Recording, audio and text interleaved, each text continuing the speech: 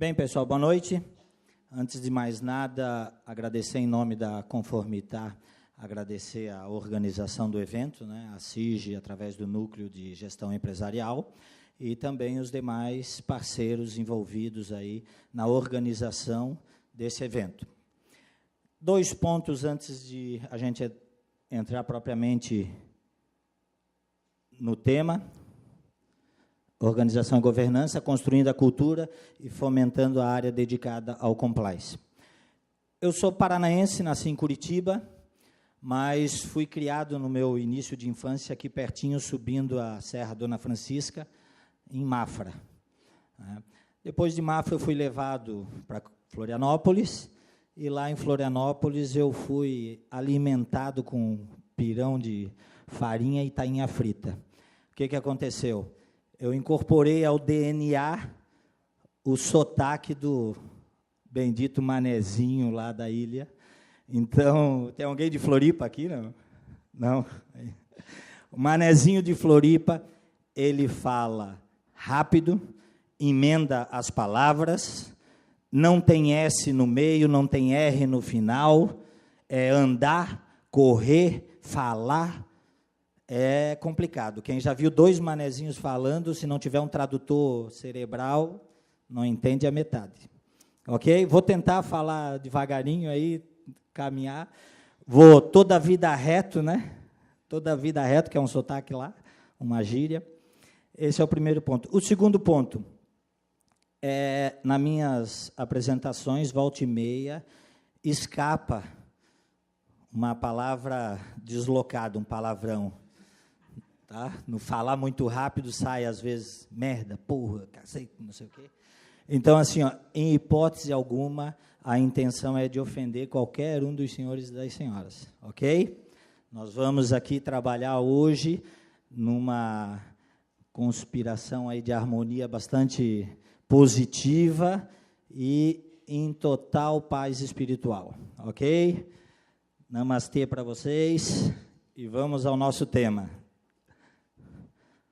Organização e governança, construindo a cultura e fomentando a área dedicada ao compliance. Vamos lá. Cenário. O Dr. Wilson foi muito feliz, já deu aquela introdução ali na abertura dele, quando ele falou da questão do compliance associado ao cenário que a gente está vivendo hoje, né?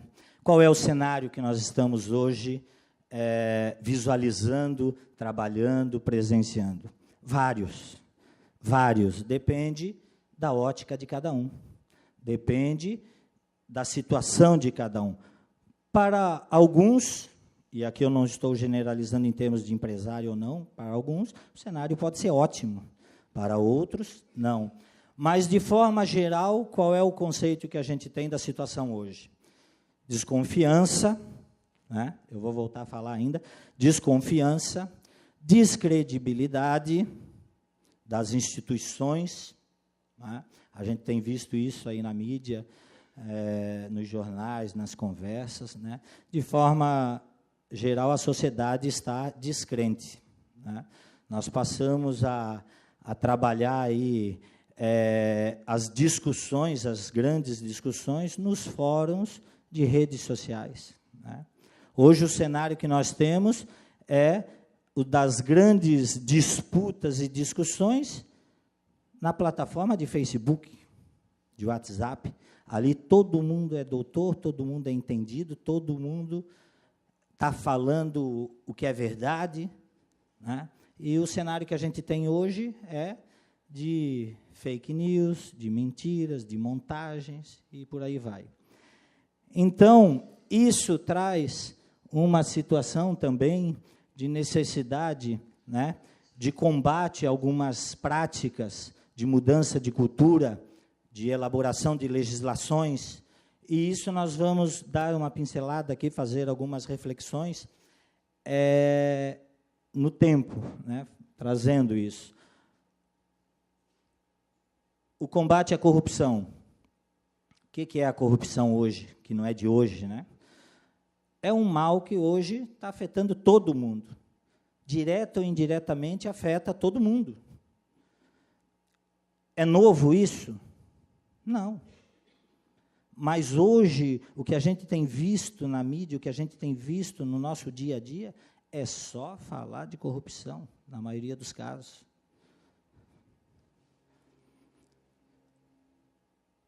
Um mal que afeta todo mundo, porque está diretamente ligado a desvio de recursos. Desvios de recursos cria situações onde alguém perde, onde uma parcela da sociedade perde, onde o dinheiro sai e não volta.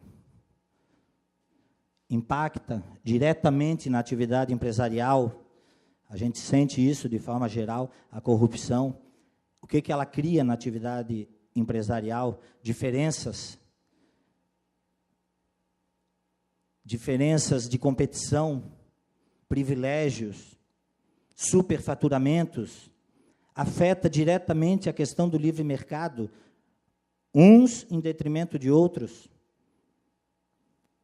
Isso são só algumas reflexões que eu estou trazendo aqui, para a gente poder avançar depois na necessidade de ferramentas, de legislações que passem a combater. E, principalmente, um tema que eu trabalho muito no meu dia a dia, que é a questão das pessoas, a questão das atitudes.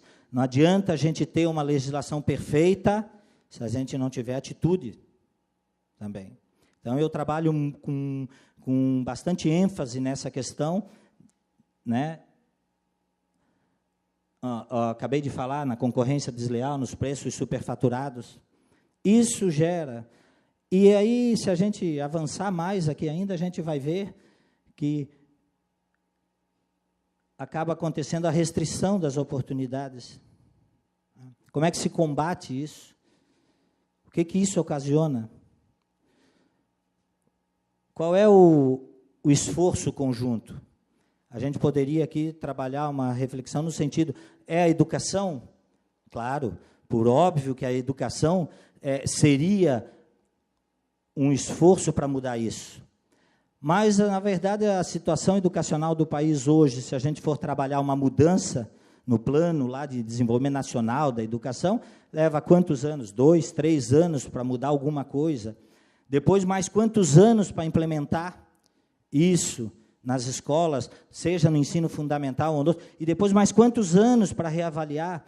Então, uma mudança de cultura que se trabalhe, de atitude de trabalho na base da educação é necessário, claro que é, mas isso é fundamental para se trabalhar políticas a longo prazo. O que a gente pode fazer a curto prazo? O que a gente pode fazer hoje? O que a gente deve fazer hoje? Eu sempre coloco que a mola mestra do país, de forma ampla, é a empresa, é o empresário, é quem gera emprego, é quem gera renda. E o empresário, a organização, que a gente vai ver aqui já na sequência, aqui é a elaboração de normas, vou dar um corte aqui, a elaboração de normas, a gente vai falar em seguida, que são essas leis, eu vou passar aqui para depois voltar, a Lei 12.846, que é em questão, eu estava falando da educação, as legislações também têm que vir junto, né? A Lei 12.846 de 2013, que é a Lei da Empresa Limpa, é uma lei que está na mídia aí diretamente, estabeleceu as políticas, né, de compliance, de implementação. A gente vai ver alguns detalhes sobre ela. Eu não vou entrar a fundo porque a gente tem sequência nisso depois. A Lei 12.529, que é a Lei de Defesa da Concorrência. A Lei 9.613, da lavagem de dinheiro. As ISOs, né? A ISO 19600, que a Nani deve trabalhar na sequência, que é a ISO que trata da gestão de compliance, a ISO de gestão antissuborno, a 3701, e ainda também todas as resoluções, principalmente aquelas emanadas do COAF, né, que fazem o monitoramento, o controle, o acompanhamento de toda a movimentação que é feita. As normas da Receita Federal, também, direto, parece um caminho infinito, não acaba nunca, é uma atrás da outra saindo, porque não vence. Voltando na mudança de cultura que eu estava falando, da educação, que vai resolver o problema a longo prazo, mas existe políticas de curto prazo que todos nós, como agentes, podemos implementar. Todos nós. Porque essa mudança de atitude, essa mudança de cultura, ela não vem só do meio empresarial, ela vem de casa, né? Ela vem da família. Então, isso é fundamental para que a gente possa ter uma mudança de rumo nessa relação. Essa mudança começou, o compliance não é uma coisa tão nova, mas ele chegou no Brasil através das legislações bem mais antigas, americanas, inglesas, né? Resoluções da ONU que tratam sobre o tema, e gradativamente os países foram implementando e foram se adequando a esse novo momento referente à corrupção, referente ao combate à corrupção. Vou passar um dado aqui para vocês, uma informação para a gente refletir. Tá?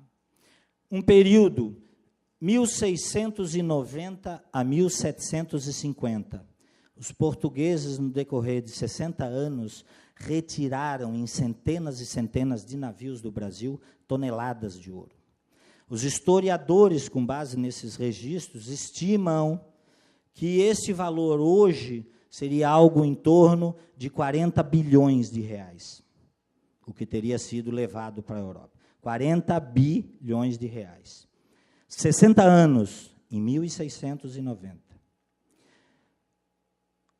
Início da década de 70, milagre econômico, Brasil canteiro de obras, quem é mais velho aqui acompanhou isso, sabe?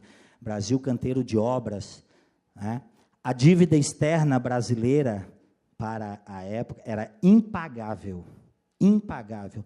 Oscilava em torno de 40 bilhões de reais, 45 bilhões de reais. Tá? Recente agora, 2015, Lava Jato, só uma empresa, Petrobras, os desvios nos inquéritos da Polícia Federal chegavam à cifra de 45 bilhões de reais. A CPI da Câmara chegou em 55 bilhões de reais. A Lava Jato, Ministério Público e Judiciário, estimam, ainda está andando as coisas, mas já está em 88 bilhões de reais. E o conjunto de desvios do país no âmbito da Operação Lava Jato, que engloba mais, não estou falando agora só da Petrobras, engloba o segmento todo nacional, está estimado, pasmem, em mais de 8 trilhões de reais. Se a gente parar para pensar o que é 8 trilhões de reais, o dinheiro é finito. Nós temos todas as análises econômicas, os planos econômicos, a conjuntura econômica, né, empresarial, tudo beleza, mas o dinheiro é finito, o dinheiro é papel, ele é produzido aquilo ali, e aquilo ali circula dentro do país. Então, se nós tiramos 8 trilhões em alguns anos de dentro do país, para aplicar lá fora, isso afeta diretamente na nossa sociedade. Então, isso gera o quadro que a gente está vivendo hoje, de descrença, porque essas informações são públicas. E aí tu tem a tua empresa ali, que tu trabalha 24 horas por dia para gerar um faturamento ali de alguns milhares de reais. Essa é a reflexão que eu trago para a gente avançar no tema da necessidade da gente ter esse combate de que cada um seja um agente de mudanças, porque o que vai mudar o país não é só a questão da educação, pensando no meu neto, eu tenho uma filha de 9 anos, pensando no meu neto. O que vai mudar o país é o nosso dia a dia. É a implantação de políticas de controle, é a implantação no nosso âmbito empresarial de mecanismos de controle para minimizar isso. 8 trilhões. Eu trago esse dado que é para a gente refletir. Orçamento da saúde de 2018, 110, 120 bilhões. Orçamento da segurança pública nacional, 110, 120 bilhões. 8 trilhões largado para fora. Que financia o quê? Né?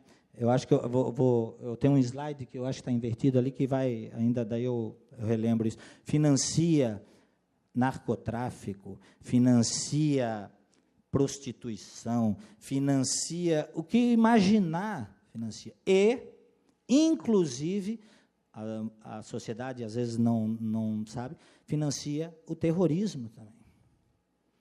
O terrorismo, quando o cara está explodindo lá, um ônibus escolar, lá em coisa, a gente não tem noção, mas pode ter real embutido lá dentro.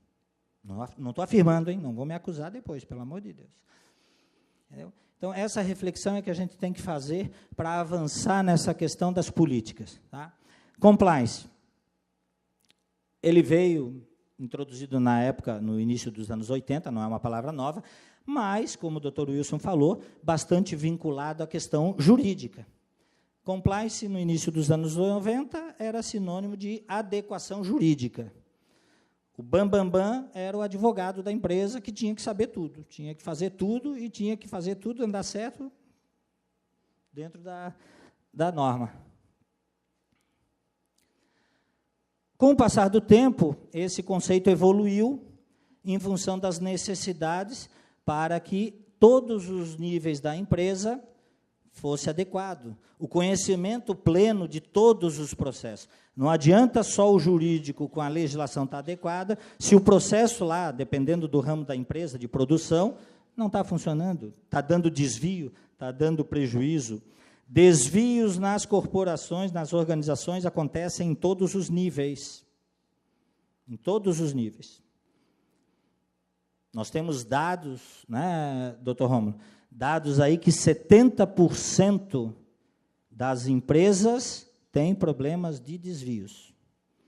E isso acarreta diretamente, conforme levantamentos dos institutos que estudam isso, em perdas financeiras entre 10% e 20% do faturamento da empresa. Fora outra questão que a gente vai, depois, um pouquinho mais à frente, a gente vai ver, fora a perda da questão da imagem da empresa, que isso, dependendo do ramo e dependendo do porte da empresa, é imensurável, isso não tem valor, não se consegue medir. Trago apenas como exemplo, né, a questão da Odebrecht, né, qual foi a perda de imagem para essa empresa, né, em termos de nome, com tudo o que aconteceu, com tudo que está acontecendo. E a evolução dessas metodologias, desses conhecimentos plenos dos processos e a expansão, né, buscou e trabalhou as novas estratégias de gestão. É a inovação. Nós tivemos aqui participando da Expo Gestão, aqui em Joinville, em maio, eu tive a oportunidade de conversar com várias pessoas, vários empresários, né? E o tema da Expo Gestão desse ano, ele foi o tiro certo, né, no coração, que era o tema do Inove, Evolui e Inspire. Né? Isso traz o quê? Eu relaciono traz o quê? Traz diretamente a gente trabalhar com pessoas. Não adianta hoje uma empresa ter um bom arcabouço tecnológico, tudo de mais evoluído em mecanização de processo, em metodologia de trabalho, se ela não tiver as pessoas dentro dessa organização. Tem que ter, o resto tem. Então, hoje, as corporações estão cada vez mais buscando líderes, gestores, com esse perfil de pessoa com entendimento mais voltado para conhecer o próximo, Por quê? Porque isso, se eu conheço o próximo, a gente vai ver alguns conceitos aqui na sequência, se eu conheço o próximo, aquele que trabalha ao meu lado na empresa, eu tenho condições de produzir melhor. Eu tenho um exemplo que eu utilizo lá, eu trabalho em Brasília há 5 anos, e lá em Brasília tem um supermercado pequeno, de uma rede lá de supermercado pequeno, que tu entra no supermercado, a pessoa te dá bom dia, boa tarde, ele te acompanha, pergunta se tu quer ajuda, se está faltando algum produto, todo mundo sorrindo, chega no caixa, a pessoa pergunta, a gente se sente bem dentro daquele ambiente. A corporação, aquela empresa investe nisso, no bem-estar dos seus colaboradores. Em compensação, tu vira a quadra, vai na outro supermercado, todo mundo de cara amarrado, a atendente do caixa nem levanta a cabeça para ti, ela fica de cabeça baixa e pergunta, cartão, cheque, dinheiro, CPF na nota, e nem levanta a cabeça para ver quem está ali na frente dela. Então, às vezes a gente não sabe, né, o andamento da empresa, quantas anda, e é as pessoas. Não é a tecnologia, não é a mecanização. Conceitos. Trazendo aí rapidinho, né, só para relembrar quem é da área de administração, Maximiano, professor lá da USP, catedrático em teoria da administração, escritor e autor de vários livros. É uma combinação de esforços individuais que tem por finalidade realizar propósitos coletivos. Por meio de uma organização, torna-se possível perseguir e alcançar objetivos que seriam inatingíveis para uma pessoa. União de esforços. Pessoas. Corporação. Pessoas. Conjunto de pessoas com as mesmas afinidades, tanto profissionais como ideológicas, que se unem e organizam com vista a interesses comuns. Governança, conjunto de processos, regulamentos, decisões, costumes, ideias que mostram a maneira pela qual aquela empresa ou sociedade é dirigida ou administrada. Isso é governança. É trabalhar a gestão, pessoas.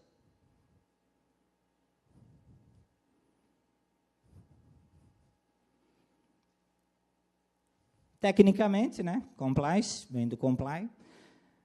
Atuar de acordo com as regras, normas, né? Por português, conformidade. Fazer o certo, andar certo. Por bom português, andar na linha. A gente tem visto hoje o quanto é pernicioso para uma pessoa o conceito, ela recebeu um conceito de corrupto. Para a família. Eu fico imaginando, tem um réu da Lava Jato, foi preso, e 60 e poucos anos, eu tenho uma filha de 9, e eu li uma reportagem, ele tem um filho de 8 anos. Vai explicar o quê? Para essa criança de 8 anos, não estou falando de empresa agora, eu estou falando do perfil que ele recebeu, corrupto, da imagem. Conformidade. Opa, aqui também pegou, né? As pessoas... Espera aí, que eu avancei aqui...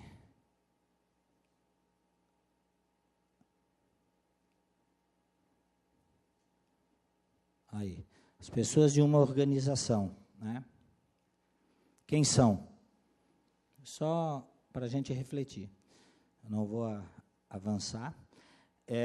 Eu coloquei isso porque eu trabalho muito com essa questão da reflexão, porque eu não escrevo só temas técnicos, né? Eu escrevo, na parte de compliance, eu escrevo em Brasília alguns artigos, eu publico mensalmente lá no site Misto Brasília, que é o 4º site mais acessado de Brasília, do DF. Então, eu publico alguns temas voltados para a gestão corporativa, mas sempre trazendo um viés, que é o viés que eu trabalho e que eu estou avançando nos estudos, com tese até, que é a questão da espiritualidade. Cada vez mais as corporações procuram gestores com espiritualidade, com antivisão.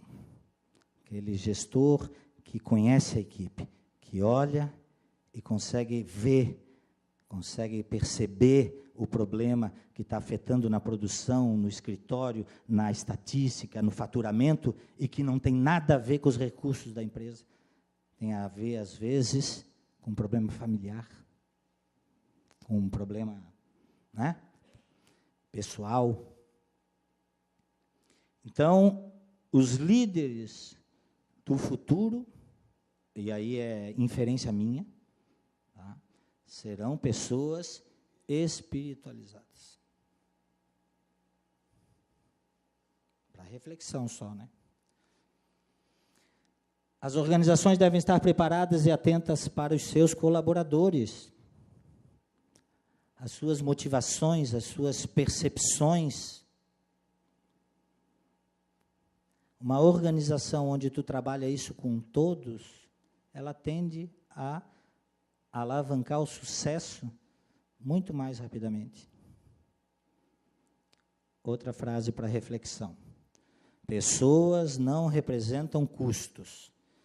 Claro que vai ter, o empresário, como não representa? Vai lá trabalhar na minha empresa para ver quanto é que custa, né?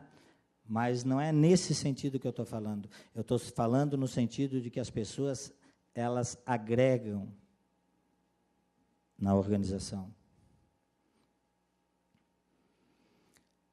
Como é que eu trabalho compliance? Como é que eu trabalho política de conformidade dentro de uma empresa? Como é que eu faço adequação legal dentro da empresa? Só com um patrocínio, com o patrocínio da alta administração. A implantação de políticas de conformidade legal depende do querer, da alta administração querer. É dali que parte. O exemplo, neste caso, vem de cima.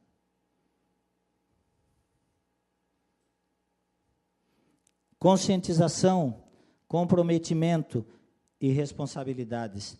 Quem tem que começar com isso?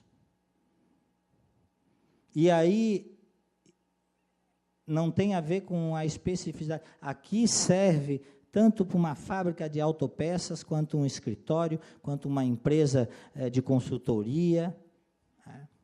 Conscientização, o comprometimento e as responsabilidades têm que partir da alta administração. Seja um dono, seja um conselho, seja um grupo de diretores, né?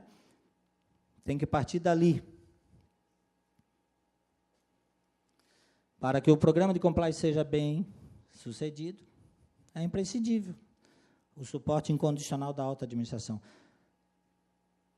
Lá embaixo, a gente vai avançar um pouquinho mais na questão de documentação, principalmente no código de ética e de conduta. Se tiver um sabotador lá, ele não vai prosperar. Agora, se na alta administração tiver, vai ser complicado. Se na alta administração não tiver isso enraizado, não tiver isso plantado para que seja o DNA da empresa, a dificuldade será imensa, os desafios serão quase que insuperáveis. Por quê? Porque quem é subordinado sabe que se o cara não faz, por que eu vou fazer aqui? Então, é uma cadeia que tem que ter atitude de cima a baixo, em todos os níveis. Deve ser o DNA da empresa. Não se trata somente da mudança cultural. É mudança de comportamento, é mudança de atitude. E aí eu volto a falar. Pessoas, né?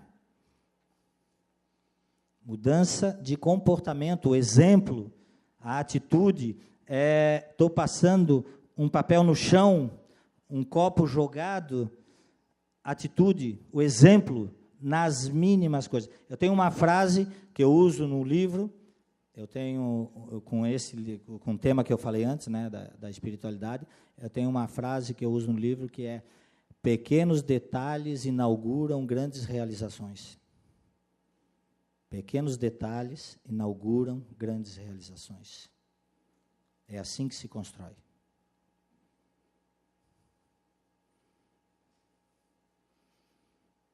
Fundamental, dentro das diversas necessidades, né, para a implantação dessa cultura, dessa mudança de comportamento, aliado aos processos, aliado às técnicas, né, de gestão, é a implementação do Código de Ética e de Conduta. O que é isso? É um manual que vai dizer o que pode e o que não pode ser feito, quais são os limites de comportamento, os limites de postura.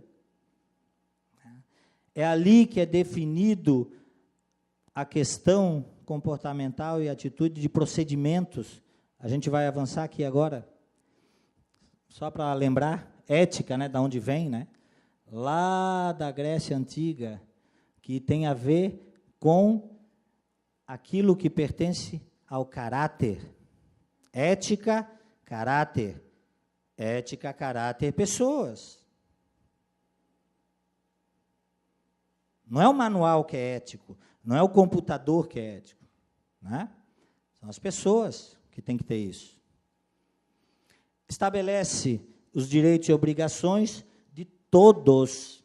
Manual de ética e de conduta não serve somente para o auxiliar administrativo, para o auxiliar de produção, é todos, inclusive o conselho de administração, inclusive o conselho gestor, inclusive o gestor, o gerente, o chefe de setor, todos.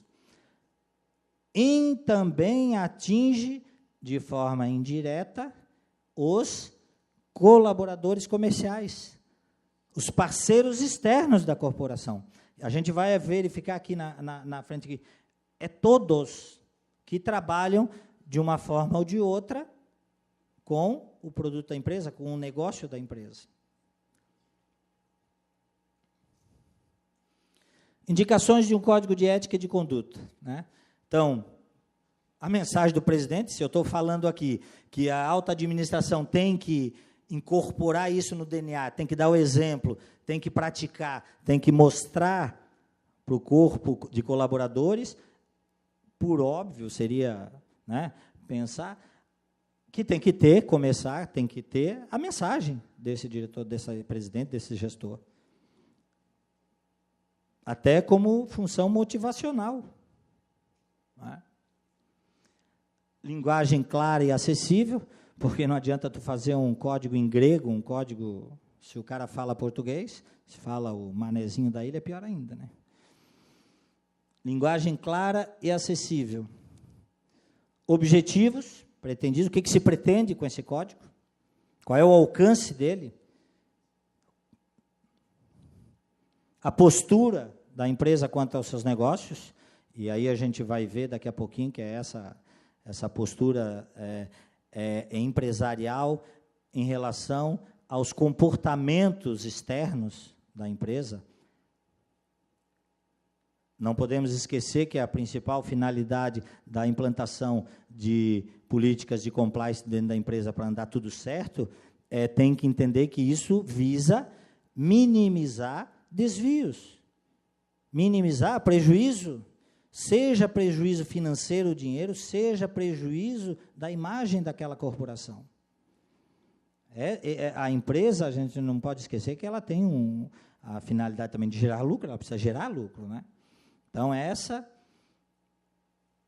tem que estar dentro do Código de Ética e de Conduta. Perguntas e respostas, para que se abrevie, né, os canais de comunicação e se abrevie as situações de dúvida. Então, as perguntas e respostas já servem para que seja esclarecido. E os assuntos relevantes ao programa de compliance, né? O que eu quero com esse meu código de ética? Estabelecer os procedimentos de informação de possíveis desvios, as penalidades, as sanções, de que forma que vai ser tratado, forma anônima, forma não anônima, o que isso acarreta quando um funcionário, um colaborador descobre ou verifica um desvio por parte de outro colaborador. É só chegar lá e falar, né? A gente sabe que não é bem assim. É por isso que precisa postura, conduta. O detalhamento de todas as políticas de compliance da empresa. E aqui afeta a empresa de cima a baixo. Aqui não se tem mais aquela situação lá dos anos 90 da questão jurídica só, e cada área se virava porque o jurídico estava adequado e só cobrava, né? Então, isso não existe mais. Hoje é uma interligação total, a empresa funciona como uma coisa só. Assuntos relevantes. Exemplos aqui, né, do que pode constar num programa de procedimentos e programa de integridade.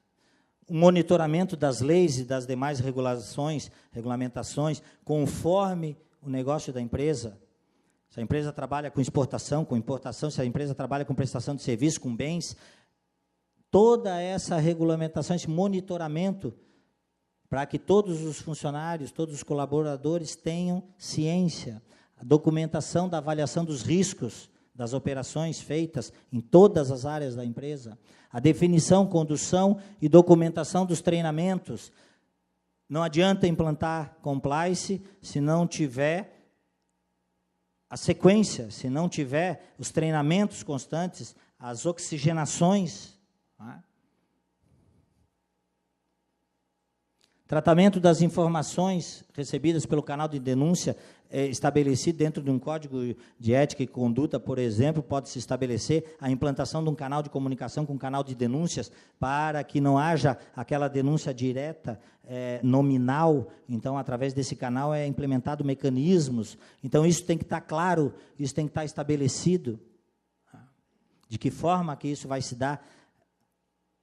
Os papéis e responsabilidades da área de compliance, dependendo do porte da empresa, um pouquinho mais à frente a gente vai voltar a falar sobre isso, quando a gente falar do profissional de compliance. Dependendo do porte da empresa, a área de compliance é necessária a implantação, não é necessária, basta a contratação de um profissional externo, basta contratar, formar um profissional interno. Então, isso são situações que vai depender do porte, do perfil de cada empresa.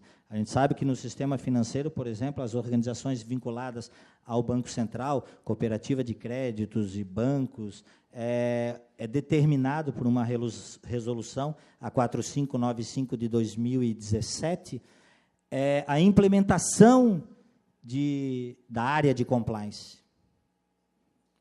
Então, os bancos sofrem mais. Por quê? Claro, onde ocorre a movimentação financeira, em parte, né? Que a gente já viu que não é bem assim também. Políticas de compliance. Medidas anticorrupção. O relacionamento com as entidades e com o setor público. Muitas das empresas trabalham com o setor público e vários estados hoje estão aprovando legislações. Exemplo, Brasília, Rio, né, onde nenhuma empresa contrata com o poder público bens e serviços se não tiver implantado medidas anticorrupção, programas de integridade legal, políticas de compliance. Não contrata mais. Em Brasília, não contrata mais com o poder público se tu não tiver isso implantado, documentado dentro da empresa. Aí vem com o relacionamento das entidades com o setor público. As políticas de compliance da empresa, correspondente às cortesias comerciais, brindes. Tá? Não pode? Claro que pode, mas tem que estar claro qual é a função disso. Eu vou dar um carro zero para o cara lá que vai fazer a homologação da minha licitação como brinde. É uma situação. Eu vou implantar um novo chão de fábrica, vou construir minha indústria, onde eu vou trazer peças de uma multinacional japonesa, e eu pago a viagem para aquele diretor que vai me fornecer as peças vir conhecer aonde ele vai colocar as peças dele. A situação é completamente outra. Eu não estou visando trazer ele para corromper ele ou qualquer ganho. Eu apenas estou trazendo ele e arcando com esse ônus, com esse custo, porque ele tem que conhecer. Porque, para a imagem da minha empresa, é fundamental que ele venha ver o que está acontecendo. É uma situação, a distribuição de uma caneta, a distribuição de um... Né? Então, assim, as políticas têm que estar claro qual é a função. Vai agregar para a imagem da empresa? É uma coisa. Agora, o interesse é escuso? É outra coisa. Pode ser o mesmo brinde. Viagens, acabei de falar, né, de viagens e entretenimento. Vou fazer na minha empresa, que eu tenho filiais, e eu tenho gerentes regionais, eu vou fazer um congresso aqui e vou trazer para dar um treinamento, todos eles, vou arcar com esse ônus, e pode trazer as esposas também. Vou fazer um congresso para se conhecer. É uma situação. Vou pagar viagem de entretenimento. Eu estou lá negociando com a empresa ou com o poder público, e eu chamo gente, escuta, eu vou te dar uma viagem aí para Disneylândia, aí tu leva teu filho aí, beleza? É a imagem da minha empresa, hein? Não é, né? Reflexão. A gestão da propriedade intelectual e, né, a questão dos conflitos de interesse. Óbvio que vai gerar conflitos de interesse. Quando eu implanto políticas de compliance, óbvio que vai ter algumas fontes de estresse, algumas adequações. É aquilo que eu falei. A unicidade, ela se conquista, né, no procedimento com o passar do tempo, com a implementação gradativa das etapas, com a implementação gradativa de mudança de comportamento, de atitudes.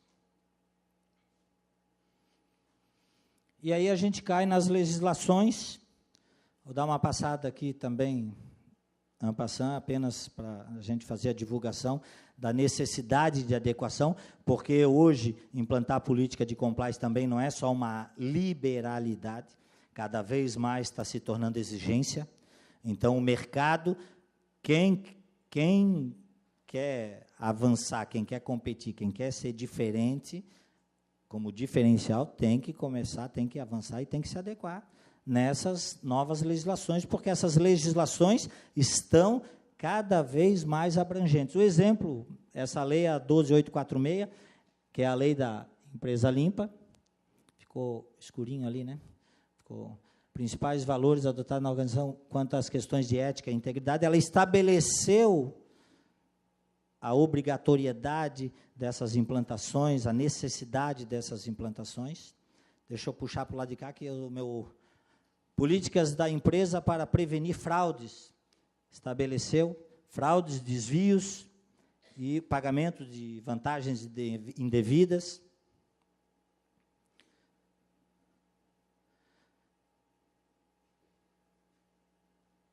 Estabelece proibições expressas aos atos de prometer, oferecer, aquela situação que eu falei anteriormente, das condições de que forma que se promete e oferece. A gente vai entrar aqui já em dois conceitos. Acerca da existência e uso de canais de denúncias e de orientação acerca das questões de integridade, a lei estabeleceu essa abertura, já, né, o caminho para isso. A gente já viu que o Código de Ética e de Conduta é uma importante ferramenta de comunicação da empresa com seus funcionários. Pode ser separado? Código de Ética e de Conduta? Pode. É conveniente? Depende. Normalmente, se une num único documento. Quando a gente fala da ética, já fala das políticas da conduta, né, de conduta. Então, normalmente, de via geral, é num único documento.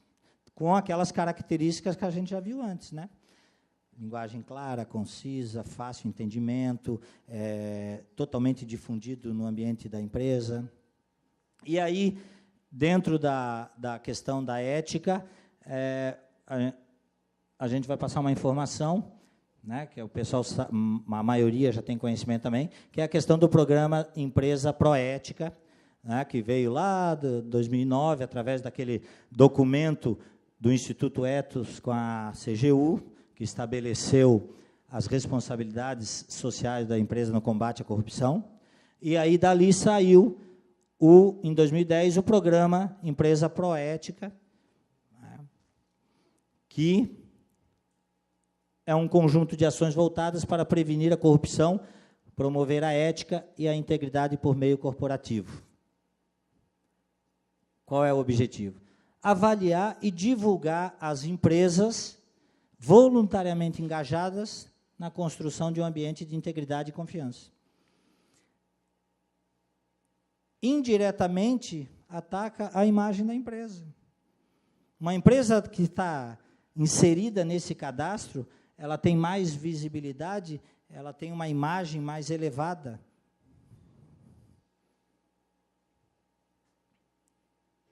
Representou um marco nas relações entre o Estado e o setor privado, entre empresa e sociedade.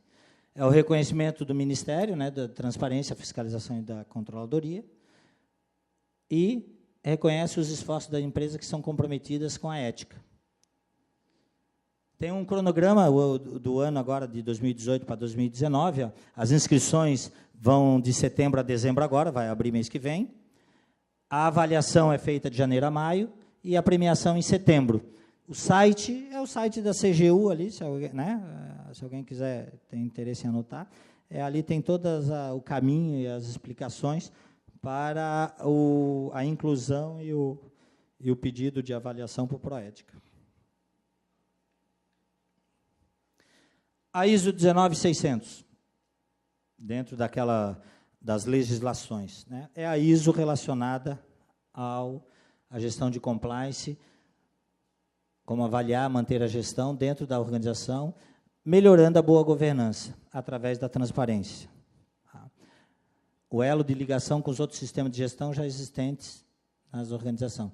A ISO, a Nani vai falar na sequência também sobre isso, né, Nani? Então, eu não vou nem avançar, só estou informando aqui, dentro daquele caminho das legislações. A lei anticorrupção, essa é a lei, eu me equivoquei lá na 12846, essa é a lei da empresa limpa. Não, é a 12846 mesmo. Foi regulamentada pelo decreto 8420 em 2015, e principal destaque, responsabilização objetiva administrativa e civil da pessoa jurídica. Aqui tem responsabilização objetiva. O que significa isso? Independe de culpa. Fez, dançou. Essa é a grande...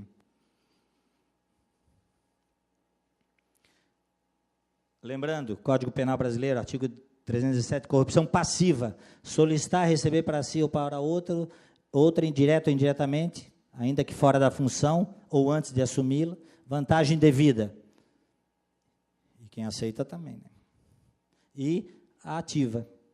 Oferecer ou prometer vantagem devida a funcionário público para determiná-lo a praticar, omitir ou retardar ato de ofício. Tudo a ver com corrupção.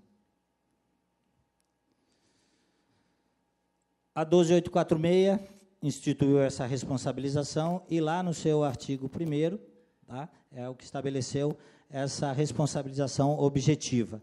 Ela gerou discussões no setor empresarial no início, e até hoje ainda tem algumas discussões, porque a empresa passa a arcar com sanções.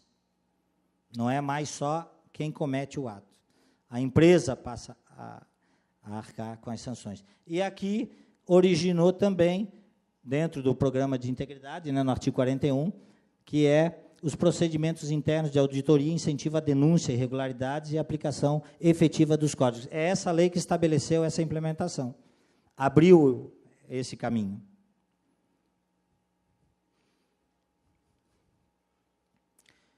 E no artigo 28, em função da responsabilização objetiva e das sanções, abriu a brecha do acordo de leniência para que a empresa possa minimizar essas sanções. De que forma?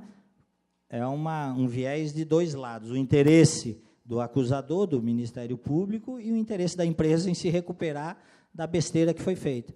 Então, ali se trabalha, dentro do acordo de leniência, várias situações onde a empresa, de um lado, se responsabiliza por abrir as informações, por divulgar todas as informações pertinentes ao ilícito, e, do outro lado, o Ministério Público trabalha, né, dentro do acordo de leniência, com a minimização da sanção, a diminuição da pena, para que a empresa continue a sua atividade.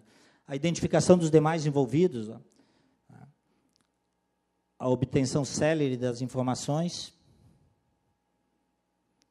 Aqui já é outra legislação, a 12.529, que é a lei antitrust, que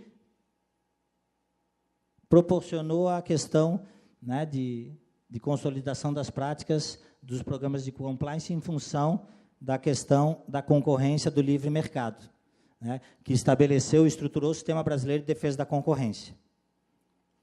E aí a gente volta lá no início, naquela questão da corrupção, que diretamente afeta isso, a livre concorrência.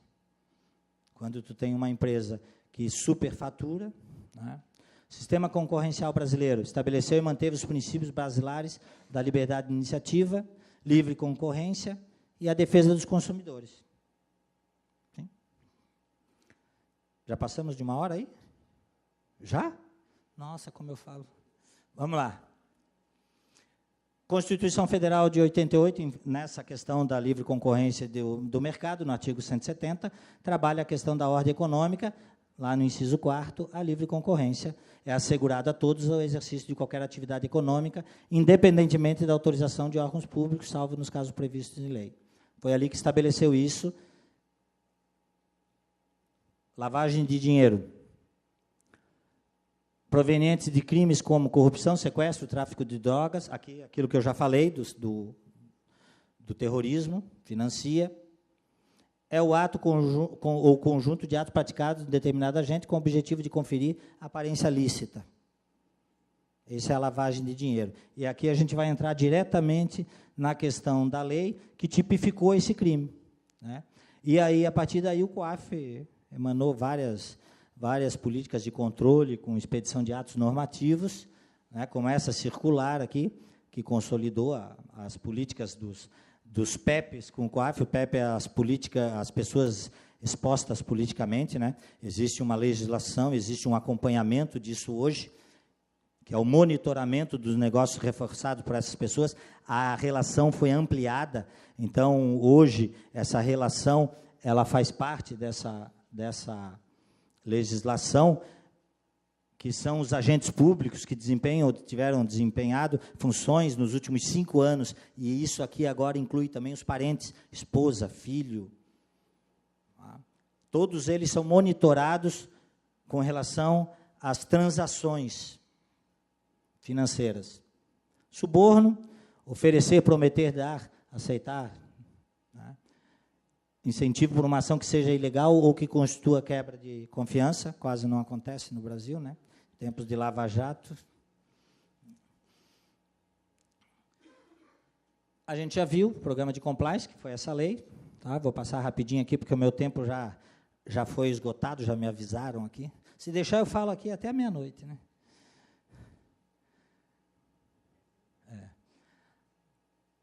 Cada vez mais cresce, né, a pressão em função dessas legislações. A própria sociedade está exigindo essas mudanças, a própria sociedade está exigindo essas implementações, né, que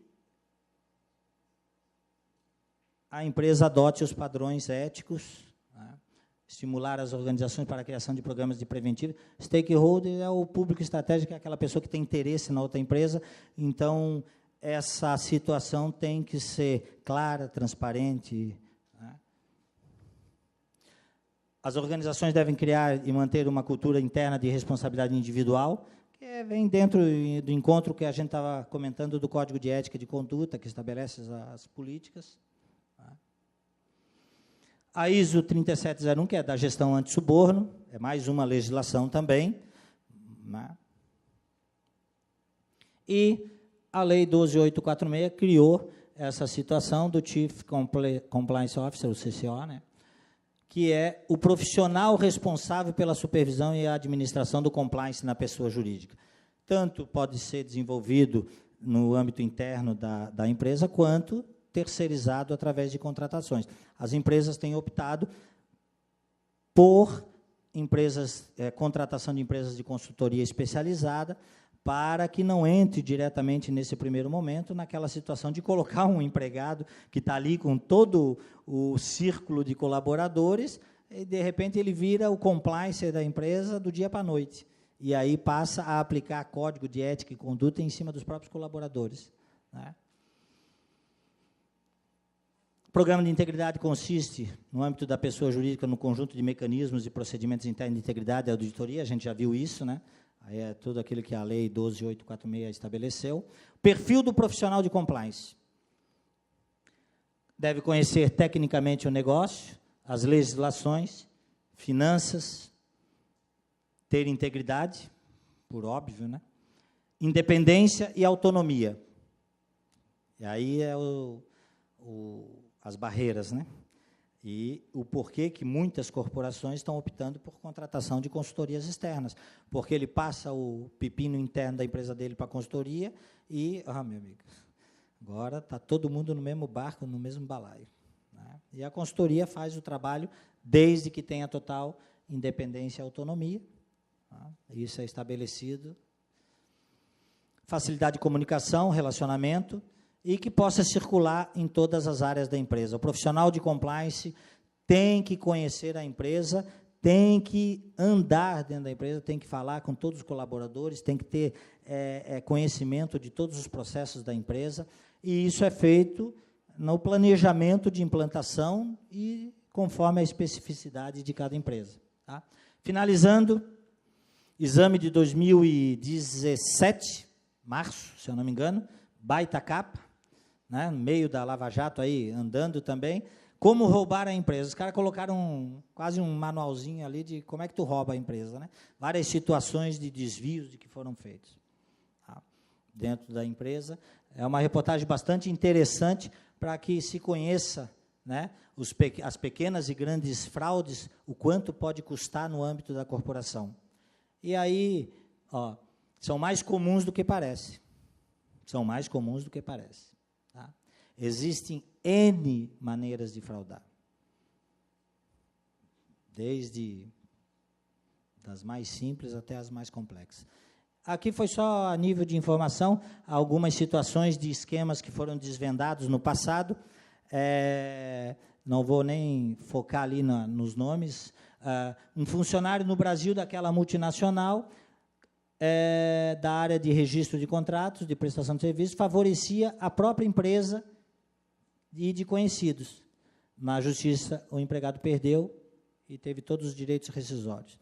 E ali são vários cases. Tem outro ali, o fundo X ali, que comprou a empresa de tecnologia em 2014, também inflou os seus resultados para aumentar o valor de venda.